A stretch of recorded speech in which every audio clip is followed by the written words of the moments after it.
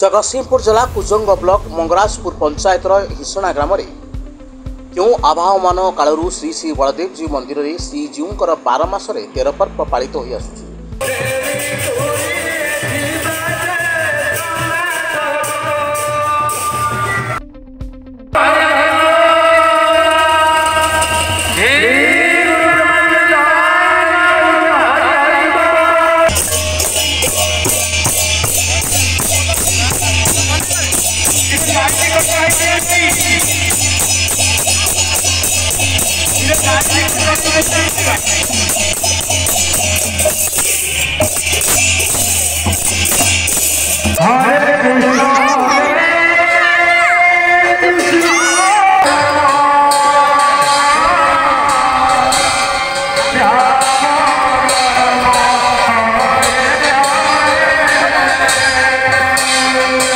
से श्री गुंडीचा रथयात्रा अन्यतम।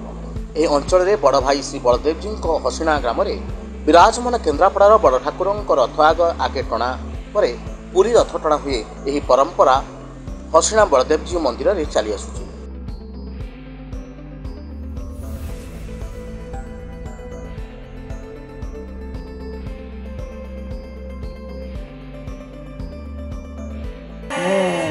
ठाकुर बरपंडा सुशांत शेखर पाणिग्राही ये रथयात्रा दीर्घ दिन धरी आम मंदिर में चलती ग्रामवासी और ट्रस्ट बोर्ड मिलित सहयोग ये 10 नवदिनात्मक यात्रा जीवकर है।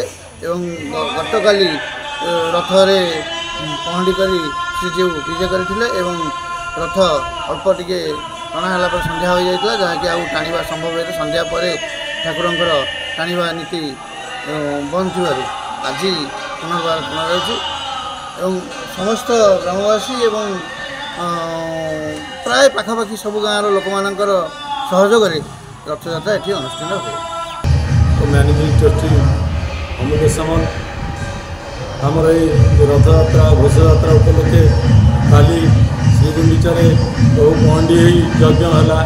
यज्ञ पर पहंडी बहु आमर जगन्नाथ माँ सुभद्रिका बहु बलदेव रथर विराजमान है।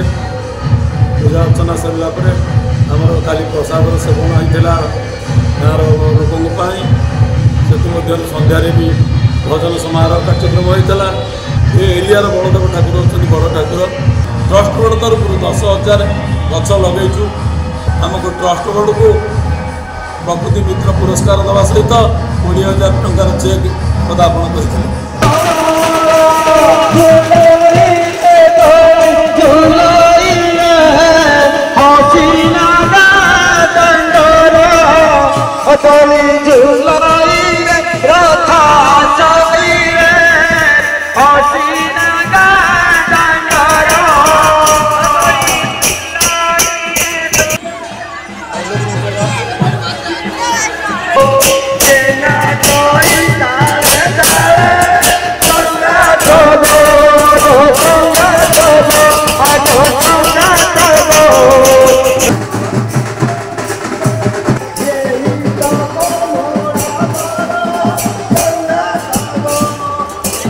हसिणा बलदेव जी ट्रस्ट श्रीजुक्त अमूल्य सामल और मेम्बर ग्रामर ग्रामवासी तत्वावधान में ठाकुर नीति कांति सुचारू रूपे कार्यकारी आसुअछि।